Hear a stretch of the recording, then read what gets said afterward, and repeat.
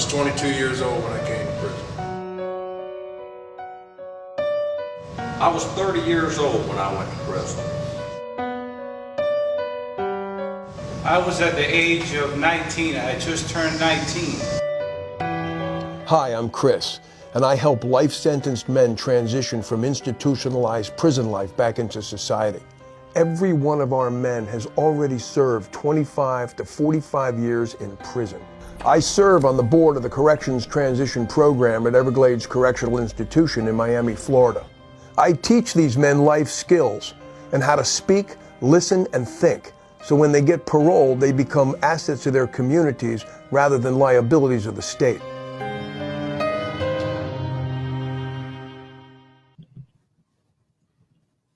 Welcome to Men Going Home. I'm Chris Wolfe, and we've got a great show for you today because we are the only show that brings you access to a segment of society very few people know anything about. Men who have spent more than 30, 35, and even 40 years in prison.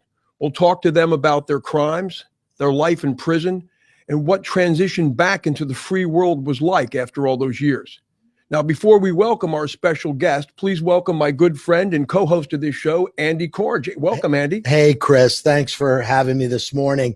Our second show here, and last week it was really a very revealing show with Grover Cleveland Alexander. You might recall, for anyone that's watching this morning or watching this recording, you can always go back and see some of those shows. But I really learned a lot from our first show, and eager to talk to Michael today. And I think what I learned primarily in that last show was, man, you've got to take a hardened shell when you get in prison. And Grover really, he showed us firsthand how he was a different person than that likable guy that just walked into the studio. And how he sort of turned that on and off. The other thing I learned from Grover last week was, you know, there's a little bit of luck once you get out. You got to have a little bit of luck. And he luckily, you know, hooked up with a company that valued his loyalty, valued his work skills. And he's been employed there since he was released for 14 years. So it was a very revealing show. And I'm very eager to meet Michael and get to learn more about his story. Well, you know, there's also a lot of luck involved in just the parole process. Not only just once you get out, but even getting out, there's some luck involved, because all it takes is one relative of a victim who shows up at the parole hearing and says, you can't let this person out, I'm afraid. And there's a very good chance you may not get out. The other thing I noticed about Grover is that, you know, we are all just one bad decision from incarceration. And the only difference between Grover and so many of us is he made bad choices and bad decisions. He's a very sweet guy. And it just, you know, when I go to the prison, I look around the room and I see men, and so many of them, the only difference is that they're wearing blue uniforms and they made bad choices and bad decisions. Yeah. And it was a great show. Again, if you are watching this today, you can always go back right here at the Miami Community Newspaper site, whether on Facebook, YouTube, and catch any of these great, really very, very revealing shows, as you say, that give you a look at a segment of society that really most people don't have access to. Correct. Our special guest today believes change can happen, and that even a man who has committed crimes in the past can become a law-abiding and respectable citizen. Today's guest, Michael, spent a total of 43 years in prison after he was convicted of first-degree murder in 1973 at the age of 17. He was paroled in 2014 and is now a wage-earning, tax-paying citizen of our community, and he volunteers his time with Dr. Regina Sheeran's Corrections Transition Program at Everglades Correctional Institution, and periodically speaks with students and faculty at various universities and colleges throughout the community. Please welcome today's guest, Michael. Michael, welcome to the show. Thank you. Thank you so much, Andy and Chris, for having me here today. It's good to see you. You know, Michael, what's interesting is that I did a fair amount of research on your life, and I noticed that at age 8, you burnt down some guy's garage and you got caught. At age 10, you broke into somebody's house and stole $86 and got caught. At age 12, you stole a car at age 12 and got caught.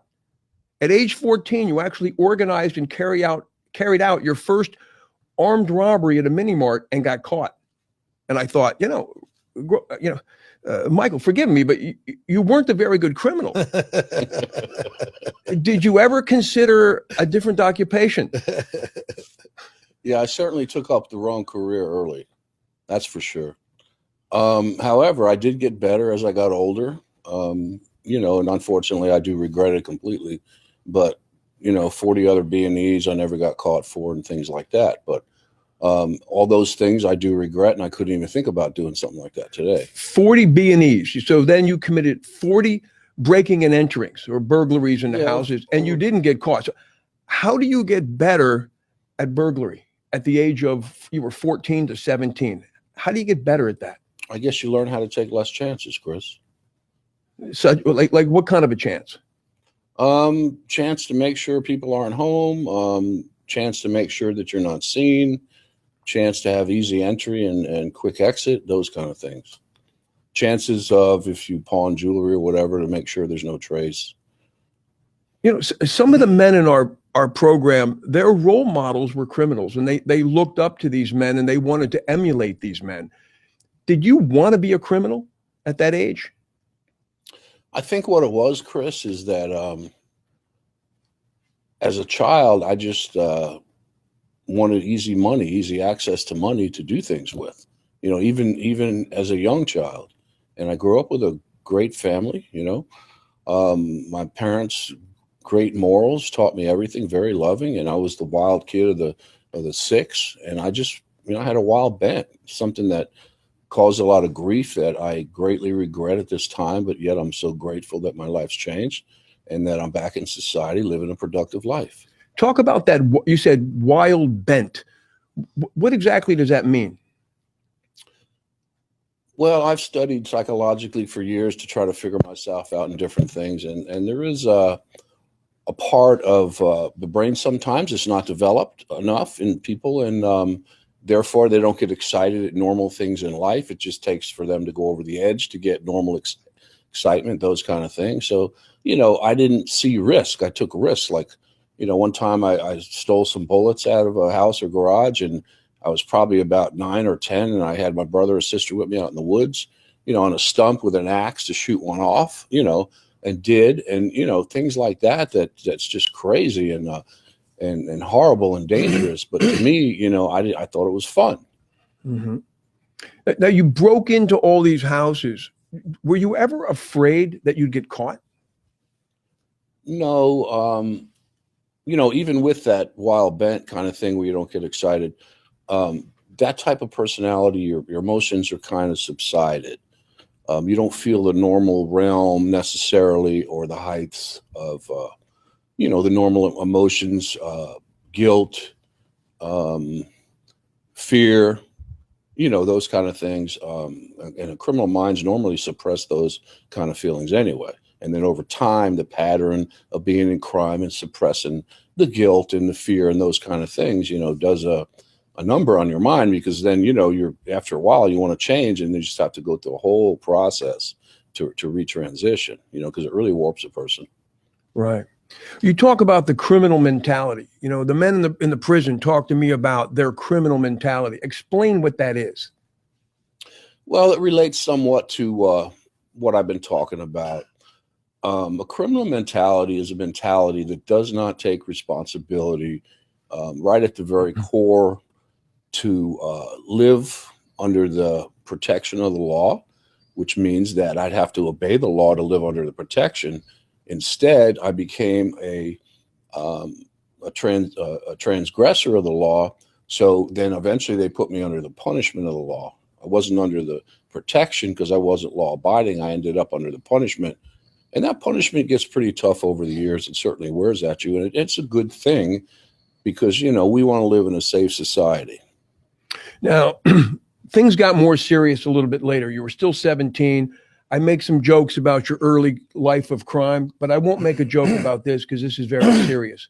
At age 17, you decided you were going to rob another mini mart. And for some reason, and I know you're very sensitive about this because somebody was killed and you're very sensitive about saying things that might offend the victim's family. In any event, you went into a mini mart with a loaded gun There was a gun there. The shopkeeper, the manager had a gun. For some reason, you shot and killed this man, correct? Correct. I went in there to do a robbery. I had a little Saturday night 22 pistol in my front pocket. And as I was buying something, I noticed that over in a paper bag, he had a pistol. I seen the butt of a pistol there where he could grab it. He grabbed the gun. No, he didn't grab it. I ended up getting the gun. I shot him. And it was really just an absolute, the most I could say is just an absolute horrible decision, Chris. Yeah. As I look back on it, there was no real reason to shoot him. He was a man in his 50s. Right. And it was just a horrible thing. I felt the next morning, I just knew something changed. And it was like something had been violated that was so deep or sacred, Yeah. I just felt terrible about it. And then 2 weeks later, this was, I believe, on May 31st of 1973, you got caught. Right. How did you get caught? Or how did they catch up with you? Well, what happened was, as far as the crime, nobody saw. I totally got away with it. But there was a reward for it, and they were searching for the person that did it and that kind of thing. And what happened was I told someone that was actually not a friend, but I had a little partner then that was dealing drugs, and he drove that guy there to get some drugs, but I knew that he was going to go through the apartment out the back and rip the guy off. And I drove him there. So I'm part of that, so to speak. And yet I ended up mentioning something to him about the crime. So years later, when I analyze it, I think what happened, Chris, is what was working on me, the guilt and those things that were suppressed worked out in a way unconsciously that I wanted to get caught. Otherwise, why would I have told someone that was going to run right to the police and get back and get the reward, and boom, and then I was arrested. It's interesting thing, but I want to just, if I could for a second, take a step back, because you mentioned your family, and I know we've met before. I mean, you had what, 5 brothers and sisters? 4 brothers and 1 sister. 4 brothers and a sister, and so they all were kind of on the straight and narrow, pretty much. But you're the youngest in your family? No, I'm a third oldest. Third oldest. So. I mean, it's an odd, because your parents were just, hardworking. I guess your dad, what did your mom and dad do? Well, my mom was raising the kids, and my dad was electronic engineer. He worked in the space program. And then he ended up getting in real estate after we got to the moon. Years later, my sister had a professional career. My older brother was in law enforcement. My 3 younger brothers are all professionals, managers, engineers, and that kind of thing. It's just interesting to me that you were so different than the rest of them. I mean, you grew up in the same household, right?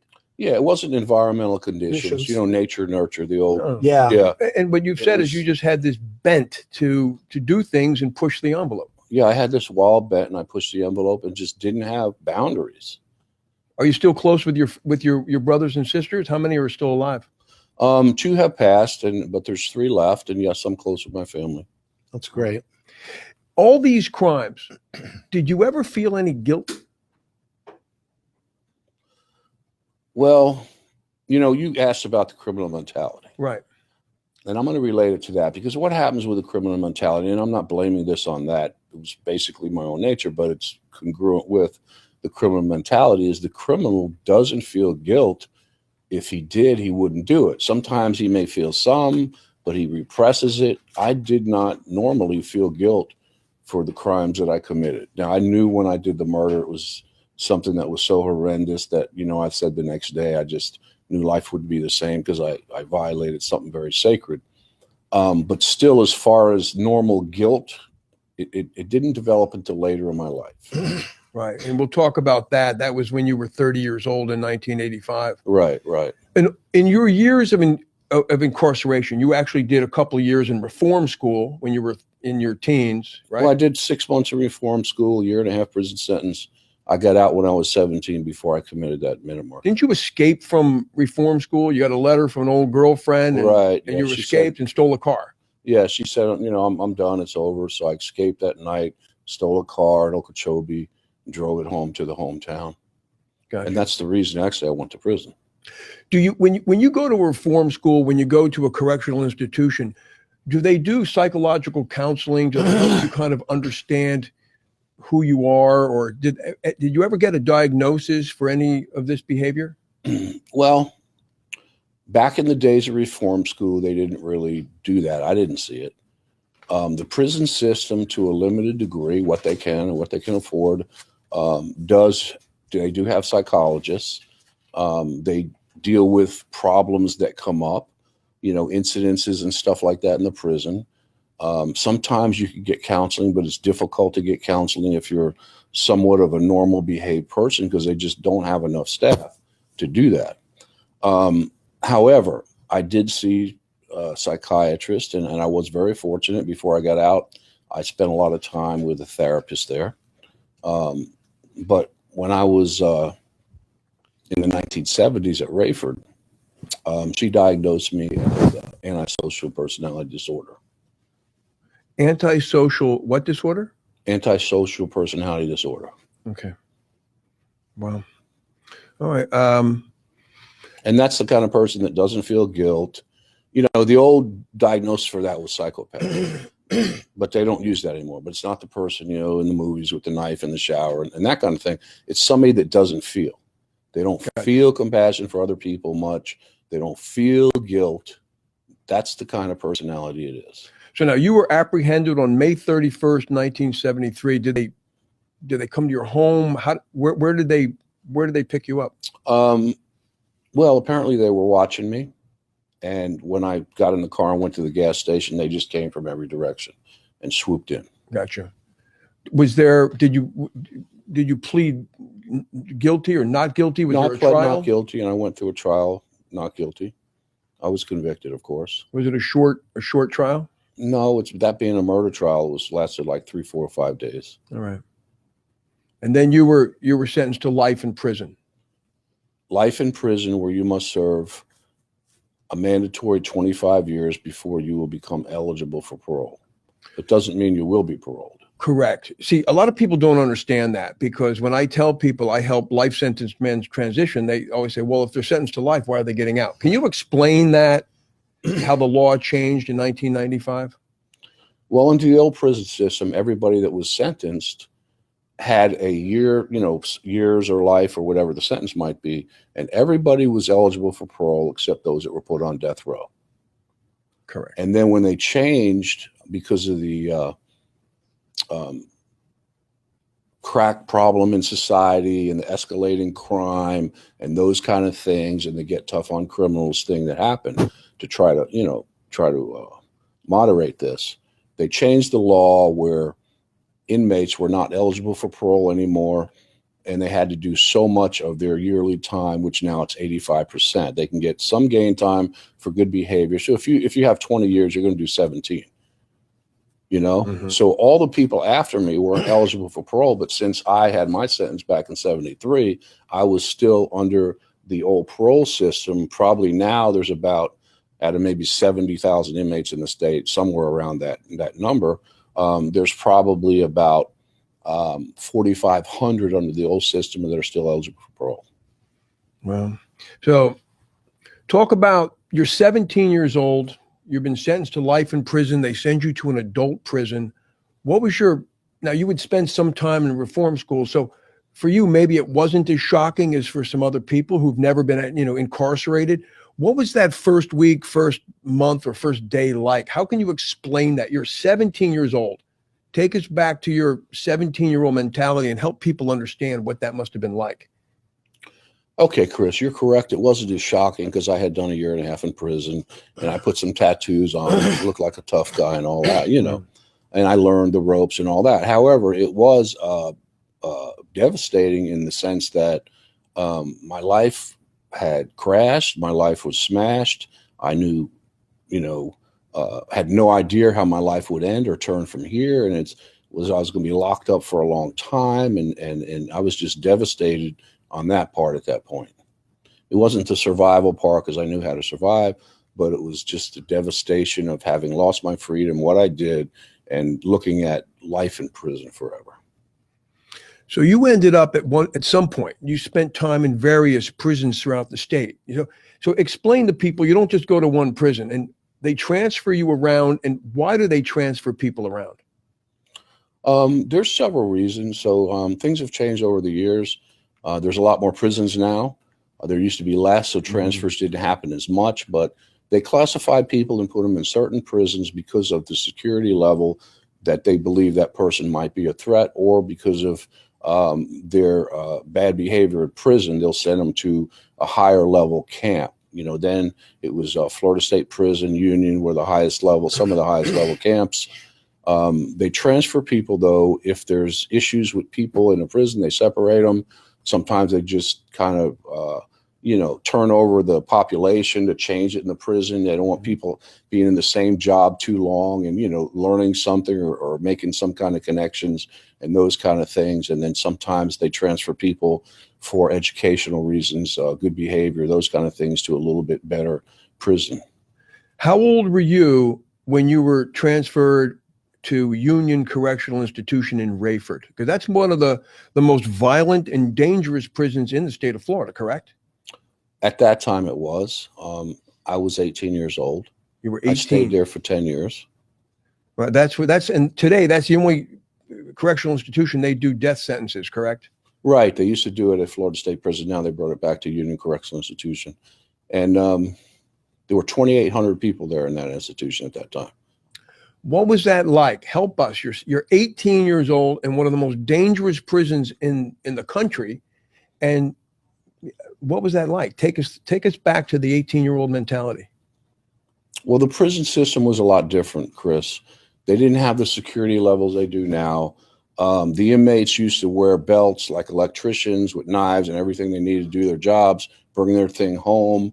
There was access to get bone-in knives or get things grinded, or you could get anything you wanted in the prison. Major smuggling. Sometimes the free people would do it. It'd come in on trucks. It was just a wide open place. Unfortunately, at that time, I looked at it like a place to party. It was a very dangerous prison. If you had a beef with anybody over something minor, it could quickly, within minutes, escalate to a knife fight or a murder. That's just the way it is when you have a man in a prison with big egos and no real character hardly. Did they guards and the people running the prison, because you said there was a lot of kind of smuggling of contraband in, et cetera. Did they sort of look the other way? Was it a way to control the population a little bit by maybe letting them take illegal drugs or whatever the case may be? There were certain levels and things that they would crack down on. I'm not going to say they allowed it necessarily, but there were certain things they would certainly crack down on, and certain things that really weren't that important to them. When Grover was here last week, and you know Grover very well, he described prison as like a pressure cooker, and that the correctional officers would allow certain illegal activity to go on because if you didn't, it would just explode. So in the old day, it was more like that, like football tickets, gambling. They knew people were doing that. They didn't crack down that hard. They'd shake down if they caught the drugs. They'd take them, they confiscate them. Back then, green money wasn't allowed, but there were, thousands and thousands and thousands of dollars in green money because that's the way we did business, with each other. Excuse me. Mm-hmm. So it is a pressure cooker, and people do those things, play football tickets, smoke pot, drugs, whatever, to kind of relieve the tension. Now, before we talk about your life as a drug dealer in prison, I asked you the question the other day, how did somebody survive 43 years in prison? Because people don't realize that the death rate in prison is very high, not only from violence, but from suicide, from murder. Probably the medical care is probably not great. I don't know. There's not a lot of preventive medicine going on. It's amazing how many people in our program have died either before they got out or right after they got out. So how did you survive 43 years in the Florida State prison system? Well, I remember what happened when I was at Rayford, and I was probably there, 3 months, whatever it might have been. I met a few friends, whatever. Mm-hmm. And there was an issue with two other people about a cell. Back then, you could buy your cell and get it fixed up real nice. And then it'd be yours, and you basically could turn it over to somebody else. They don't do that now. But anyway, it was an issue over a cell that I had bought, and I went to confinement, and I told them, hold it for me. I get out, they wanted to try to take the cell. So I went to a friend of mine, because you can't let anybody take anything in there. And so he gave me a knife that was about that big, Right. So I Bowie armed knife. it was like a sword. So I put it down under my pants, I armed myself, and then I went and dealt with those two guys. I wasn't going for violence, but I stood up to them, told them what was right, what was wrong. I wasn't going to go for it. And they backed down. So then I learned from then on, if you have a beef, you have to arm yourself. So, I had a cell where I could jump up in 3 seconds, pull the thing out. The guards couldn't find it because it's covered with wires and stuff. It was in like the electrical thing behind the cell, get a boning knife in 3 seconds and have it if I needed it. You had to be armed in that prison. And they back not now, but back then it's different now. They backed down because they knew you were armed? No, they backed. Well, the reason I think they backed out was because I articulated what was right and wrong in the situation. But yeah, they knew. And they reasoned with you. And exactly. Because but I had to be ready to die for it. I had to be ready to die. Right. Because in prison, if you let somebody take advantage of you, you're going to be a punk, or they're going to take everything you have, or they're going to get your mommy to send money for them. And so you're just going to be used for the rest of your sentence. So either you stand up or you don't. And that's where you cut the chalk at. Right. When we talked the other day, you said you have to be armed. People around you have to be armed, and you have to be willing to fight to your death. Exactly. Yeah, and I stood up to people with knives and different things, and like I say, in those situations, even outnumbered. Like one time, it was an altercation, and the guys had actually tried to rob me, and an officer had seen it come out. They ran. I didn't lose anything. I had a carton of cigarettes, but I had to find out who it was, and then I met the guy, and he had some big long pipe, and you can't really swing a pipe that big, so I blocked it, and then they went around, and all his friends came. And I had a Wall Street Journal with a screwdriver, which is not a good weapon. And they're all lined up down the road in front of the steel plant. And I had to walk through all those dudes like I had a gun or something just to, to stand up. And then they didn't move. And I walked through. And then, you get your respect. You said you had a Wall Street Journal and a knife? Yeah, because I was studying the stock market. And Well, I do you think didn't if have a knife. I had a screwdriver. A screwdriver. Do you think if it was a New York Times and a screwdriver, it might have been a better weapon? I would hope so.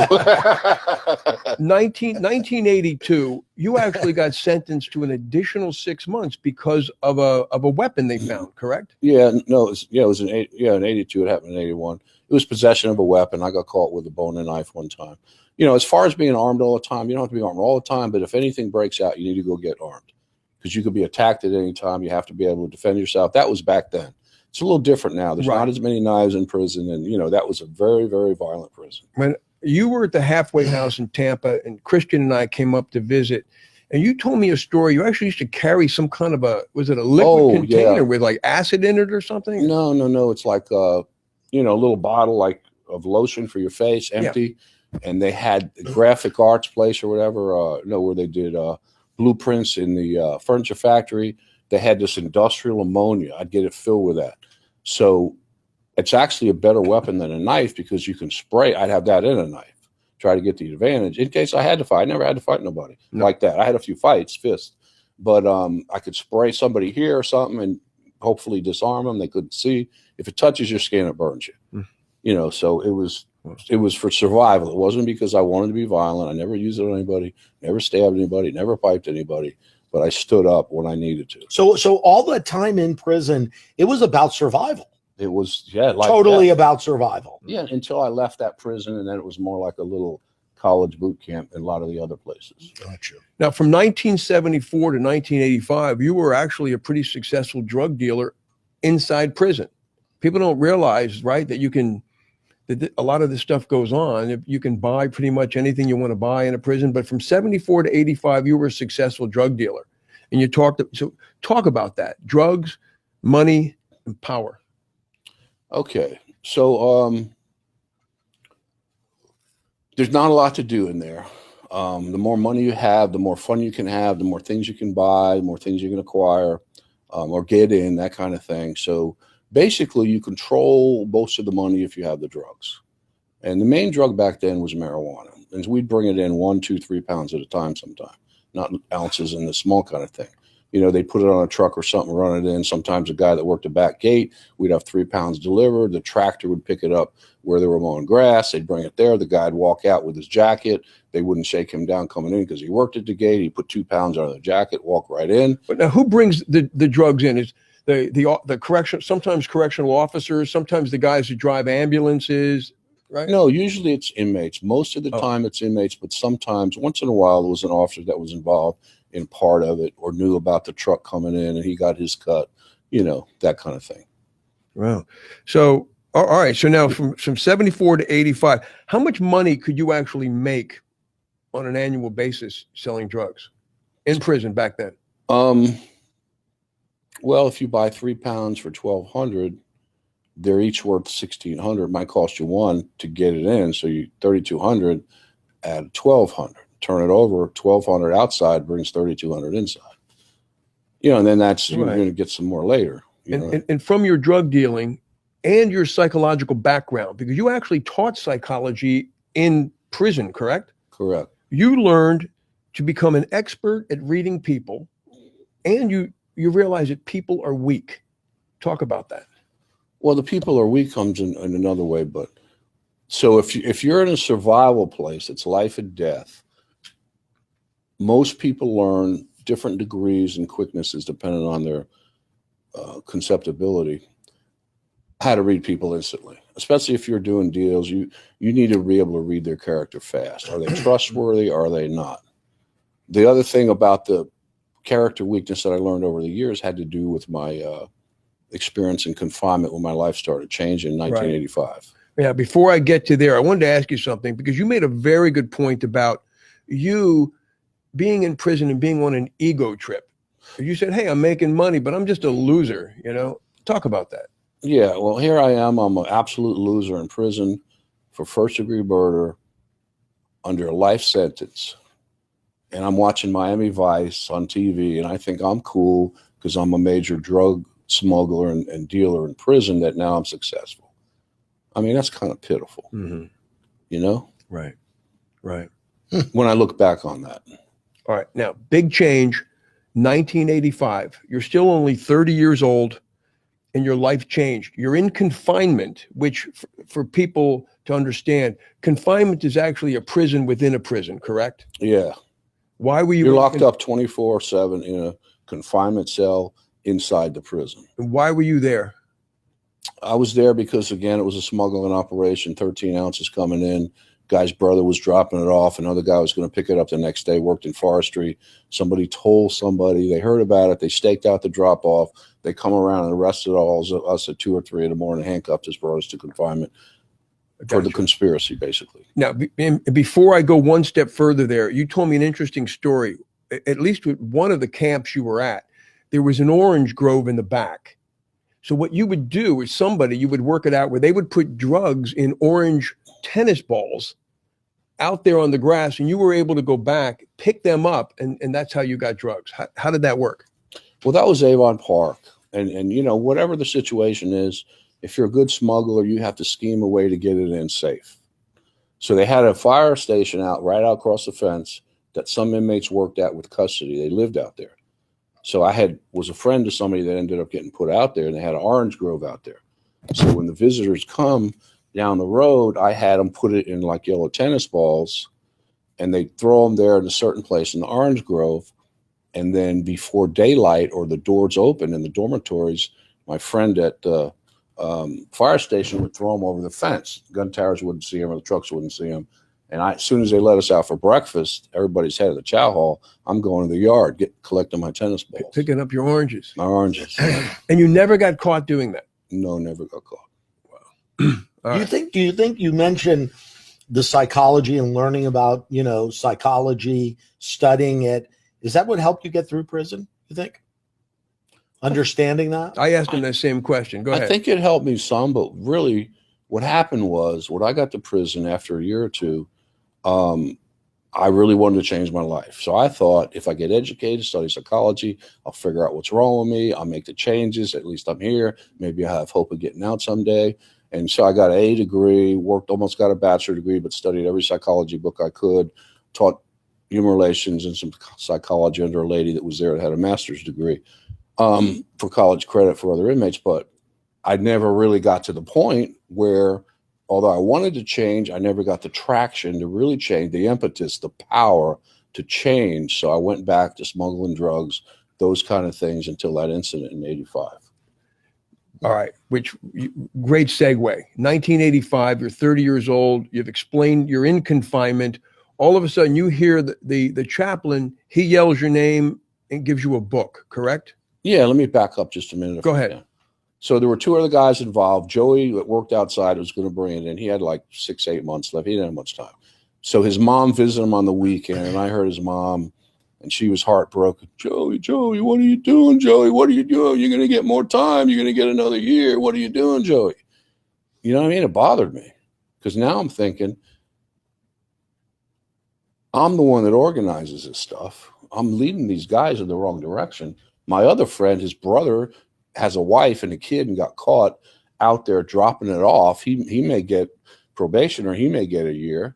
So, I felt like crap. And it was one of the first times where I said, man, you're leading people wrong. You need to learn how to lead people to something better. I had this feeling about it. Looking back, you think that's the first time you realized you had a conscience? I think those feelings were some of the first disturbing feelings of the conscience. And then what happened is, like you said, I knew I couldn't change my life if I tried. So I did everything. So I started praying. I'm in confinement, and I'm serious about what I do. So I'm praying. I said, God, if you're real, show me if this is really your word, this Bible, show me. Then the chaplain came one day. I didn't know till later, but one of the guys in there got out and told the chaplain, hey, this guy Mike's in there is seeking. So chaplain was passing out Christian comic books and stuff. He calls my name, Michael. I said, here. Then I felt this feeling inside I never felt before. It's like, this is your answer to your prayer. It wasn't mental, but it was like deep intuition that I just knew it was true. So he passes his books and magazines with a big, thick rubber band through the door. And that's basically because of a book in there that turned my life around. That's where the change happened. What was the title of the book? More Than a Carpenter by Josh. And what do you remember? What was the main Josh point of that McDowell. book? What was the main crux of the book that Okay, the main crux of the book was, and I had read the Bible, but in history, it just talked about Christ, the disciples. What happened is, forget Paul, but the rest of the disciples kept preaching this message that he's the Messiah. He rose from the dead. We saw him. The authorities threatened him. If you don't stop, we're going to kill you. If you don't stop, we're going to kill you. Every one of them was killed, except John, who they boiled in oil. He didn't die, went to the island of Patmos. But so I'm thinking, this is impossible. And that's where the weak human nature comes in, because, there's people that have strengths and stuff, but normally we're self-preservationists. People are going to save their own butt. They're not going to give, there might be a fanatic in a bunch, I thought, maybe two, one, but not everybody. It's impossible. So what happened? What happened is he would have had to say, this is really me, for them guys to give their life. So that convinced me that, everybody needs their own convincing. That convinced me. I got on my knees, I prayed. And, I felt I had my experience, but what happened is, from there, ever since then, my life started to change. I started working in education, helping other inmates. I quit all the stupid stuff. So from that moment, how many years later did you hear about Dr. Sheeran's corrections transition program? That was in '85. So I heard about Dr. Sheeran's program late '90s, because her program helps to get inmates that have served a long time transitioned into coming back to society, because we're prisonized in prison and take on the values of prison. So we need to be transitioned back for society. Right. So the parole board only paroles men in Florida that are totally prepared through her program. And explain the concept of prisonization or institutionalization. Most people don't know what that is. Okay, so prisonization happens that there's a whole different value system in there. You don't talk to the guards that much. You don't snitch. You keep your word. All these things. So either you take on those values to survive or you're not going to survive well. So you're prisonized by taking on new values. Don't show emotions. You got to put your guards up. Don't say how you feel. Be tough. You have to take all those values on to survive.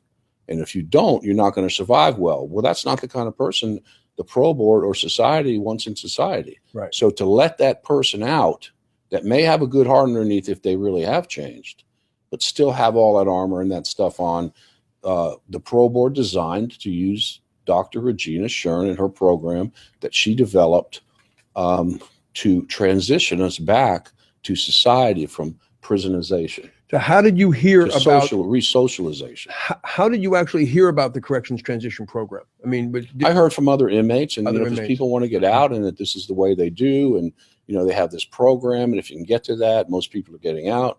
And I ended up asking the parole commission. My family always backed me. Went to the parole commission, several hearings. They didn't let me out. Finally, though, they did send me to the transition program in 2000. So you actually requested to be transferred, because most times the parole board looks at files and they request people to be sent. So, and explain as well, because people think, like Morgan Freeman in Shawshank Redemption, that you walk into a room and plead your case to the parole board. That's not how it works. No. They look at your file in Tallahassee, you're in Miami, and they look back to the original crime. So, so you actually requested to be transferred. Yeah, what happens in a parole hearing is the parole commissions in Tallahassee, they have hearings there.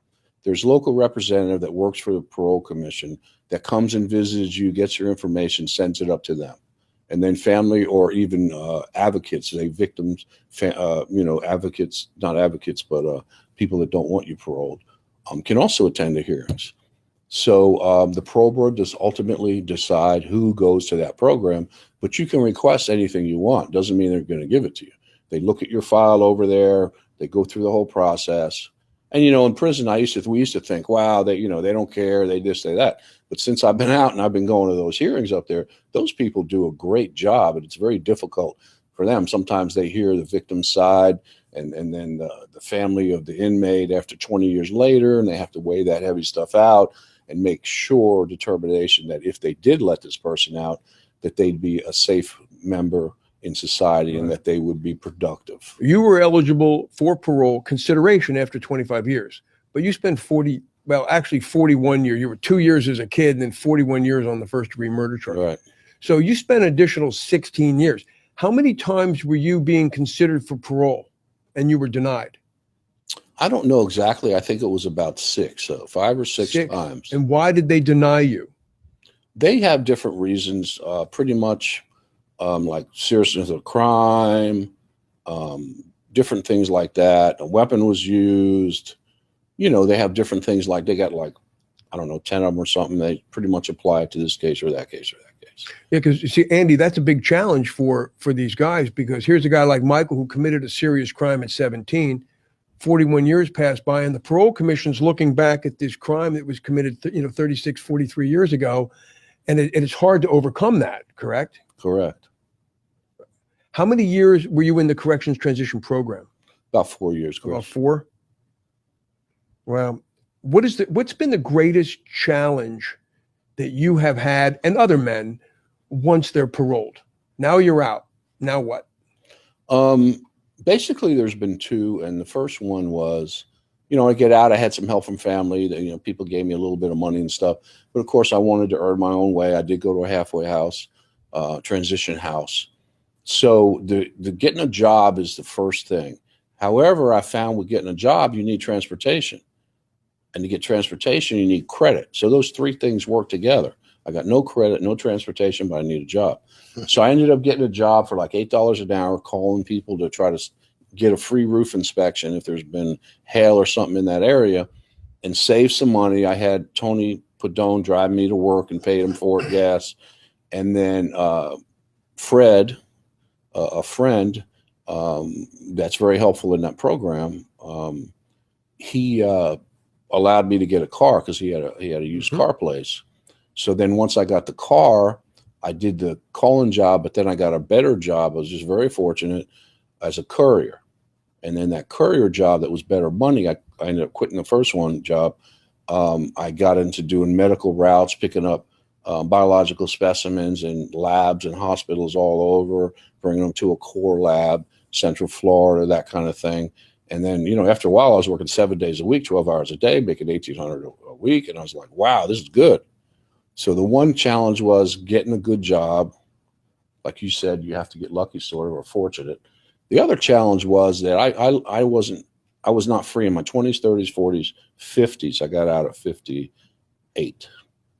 So I had really no experience with dating. A couple of girlfriends as a juvenile.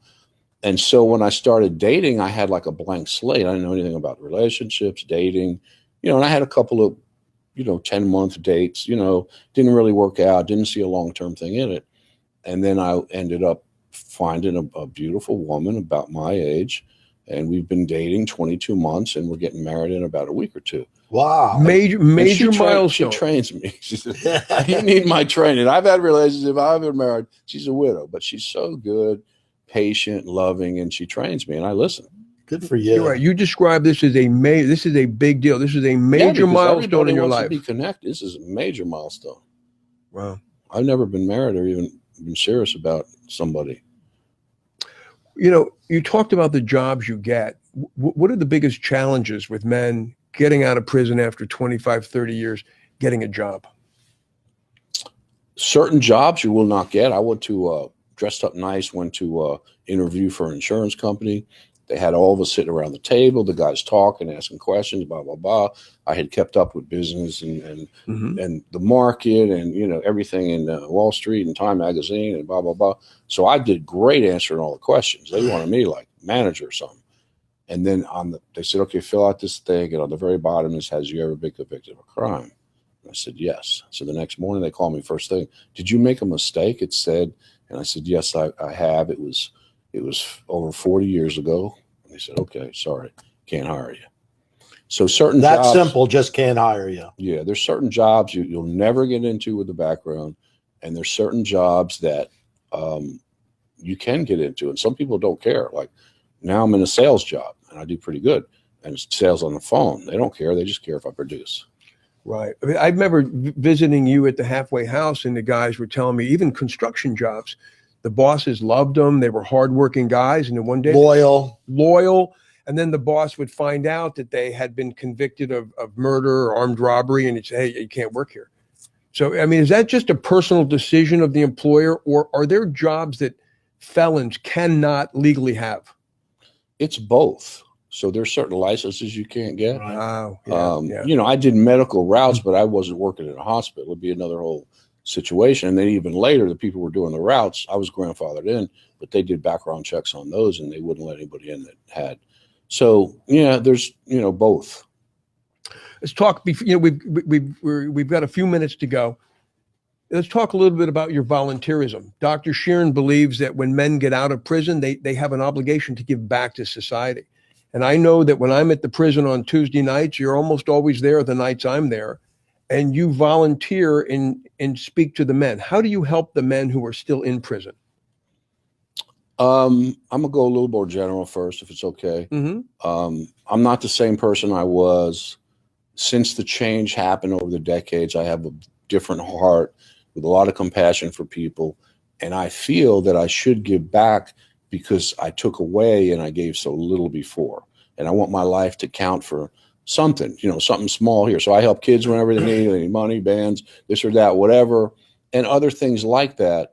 And so I go back in the program to let guys know that, you can make it out here. We let them know the problems we go through, that kind of thing, encourage them to go ahead and get through the program. You got a hope in the future, those kind of things. I love talking to criminal justice students and telling them the real deal, about prison and criminals really irresponsible, worthless person. That's, just the way it is. That's the way I was.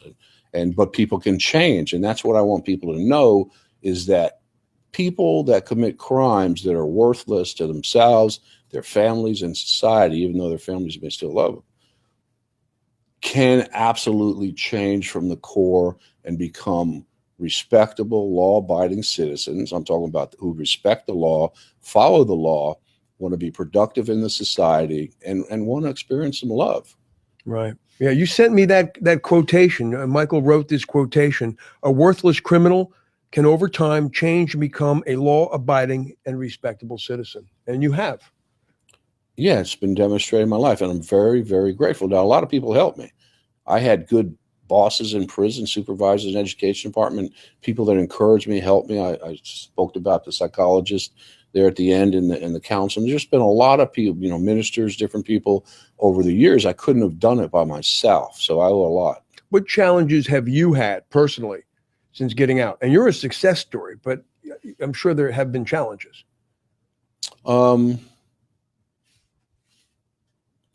Some financial challenges at times. Mm-hmm. Dating, learning, that kind of thing. Gotcha. Finding a job sometimes when, one job closed.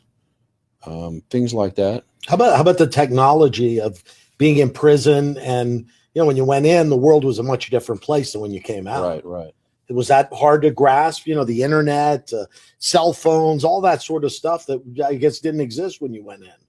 Yeah, and that makes good sense, but I kept up with those things by reading U.S. News Today, Time Magazine, and Dr. Regine's program. Those students from the college, from FIU, come in and they teach us about cell phones. Not that we get to play with them, they can't bring them in, but they teach us how to use them, what they do, Google, help us with job interviews and train us and all those kind of things that really helped a lot, where I didn't feel lost. And obviously your spirituality had a lot to do. You mentioned you were getting emotional there for a second, getting me kind of emotional too, about the book you read and the minister that came to visit you in prison. I mean, that obviously had a lot to do with the change in your life. Sure, because it was a very deep thing that happened. And that's what was needed, was a deep change. It started very deep. It wasn't deep. I tried to change. And, I just couldn't get the traction. I need someone to touch me a lot deeper than that. And that's where that spark started. It's amazing. It's amazing. The other thing, if I can real quickly, you mentioned the parole board doesn't want you to have that prison mentality out into the public, right? Correct. But then why in the prisons are they having men develop a prison mentality to start with? I mean, I don't know. Maybe there's a core problem there in the prison system itself to sort of harden men the way they are hardening them inside prison. Well, but the men become hard to survive. Yeah, I understand. So then what Dr. Sheeran has to do is, because they can't behave that way once they're out. If somebody cuts in line in front of you in the chow hall, you're going to punch them in the face. Right. But you can't do that at CBS. Right. When somebody does that. So she has to de-prisonize them so they can get along in society, correct? Yeah, and to answer your question, so within prison, you have the guards that to a great extent control things, but they can't control everything. So then you have the inmate population that lives together 24/7.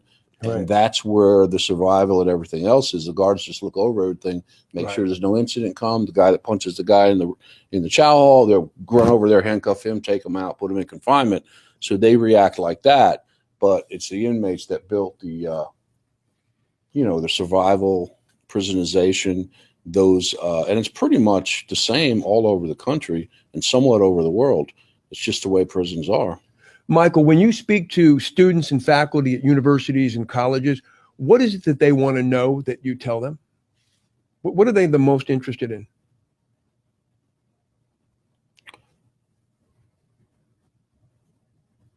I think what really amazes college students, and the ones that also came into the program, they have this idea in their mind about a criminal or convict as a bad person that's always going to be bad, which is true. The bad person that would be bad unless something happens, okay?